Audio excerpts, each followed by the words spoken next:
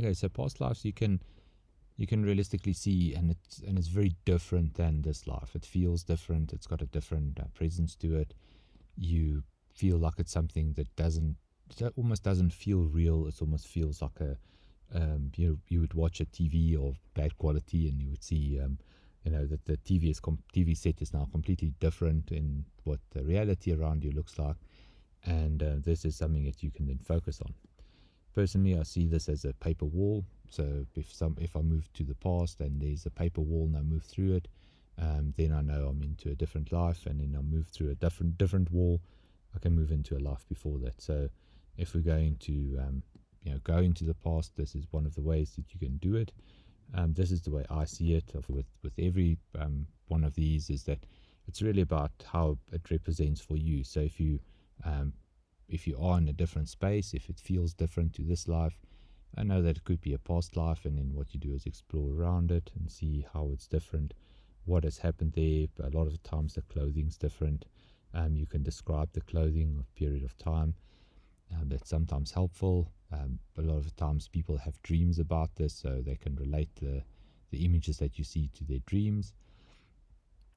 And you can also look at different ways to see a past life. So you can see it as a basement to this life, where the person has to go, or stays in a house and they move into the basement, and then in the basement is where there was a previous life, and there's a level below that they can move to that.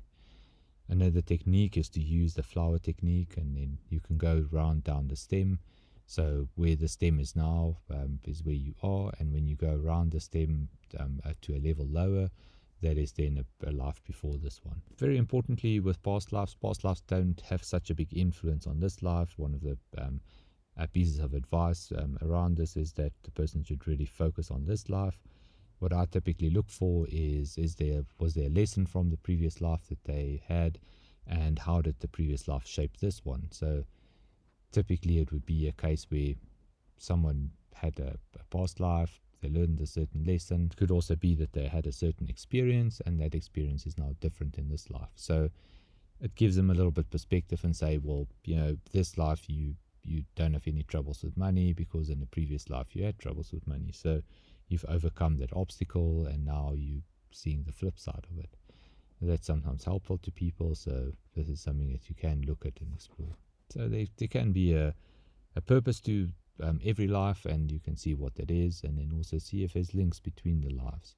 And mainly the most important thing is that you take the person to understand that past life is just there for understanding the lessons learned, and then the future life, well, that is something we're heading towards. So you typically don't want to keep stuck in the past all the time. There's also a school of thought that says that all our lives are happening at the same time, and that when it feels like there's a past life experience, that life can be run in parallel with the one you are now, so you can live two realities at the same time.